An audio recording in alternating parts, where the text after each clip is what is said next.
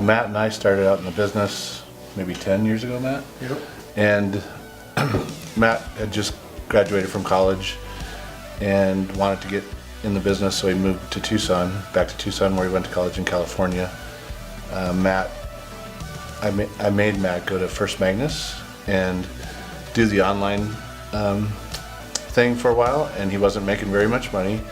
And I was with Pinnacle Mortgage, which was part of First Magnus, and Matt would bug me probably. I told him he had to be there a year, and he'd probably bug me every month after the first 3 months to come over and be on my team. I was originating at the time, and I think I gave in after about 9 months and let him join the team a little earlier.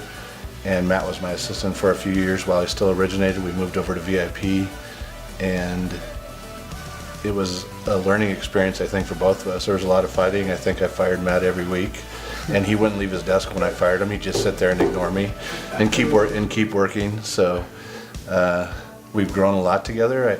I was able to stop originating and hand Matt my business, and it's been pretty exciting for the two of us, and we still I think we fire each other about every week. So. Oh, you learn a lot. I mean, really what I got to learn is patience and more to listen. You know, growing up in this business, and where he made me start out at First Magnus, it was a pure salesman approach. You know, you called a bunch of lead generation leads and you're trying to sell everybody, and I got to a point where I felt like a used car salesman at some point, trying to sell mortgages and trying to get people to trust me that I didn't know and didn't have a relationship, couldn't trust. It was all over the phone. So I really like transitioning to the part to where Jim taught me how to deal with realtors, how to speak with them and be humble and listen, and which is challenging to do. When you're in the seat of an LO, it's tough to be at somebody else's beck and call all the time. So he's really taught me a lot of that, just be patient, listen to the realtors, find out what they need, how do you help them. So that's something that he's really taught me a lot about in this business, and now he's helping me grow my business. We've added some LOs to my team.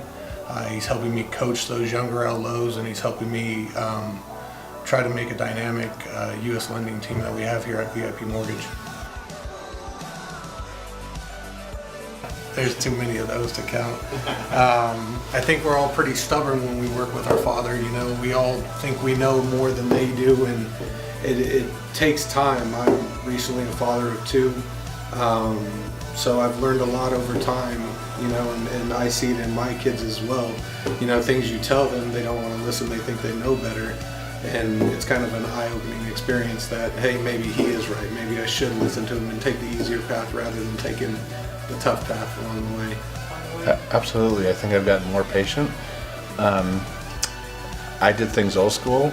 I was probably a mediocre loan officer, but I was a good salesperson and was able to bring in business, and I had a great team behind me, and Matt turned out to be part of that team that was behind me, and my team did an awesome job, servicing our customers, and my job really was a marketing person to bring it in. Matt's a much better loan officer than I was. He knows the business better than I did, as far as putting loans together and making them work. And there's been many times in the last 2 years especially where he has all these fresh ideas, and it's not old school like I did it, so I'm like, oh, that's never going to work. And he closed $4.1 million last month, and it's exciting to see some of his ideas starting to work, and it's exciting to see like his dreams come true, and being able to build this business and help the customers and do the business the right way, but have innovative ideas. And I'm learning from him to, hey, let's try some things different. It doesn't always have to be the old way. So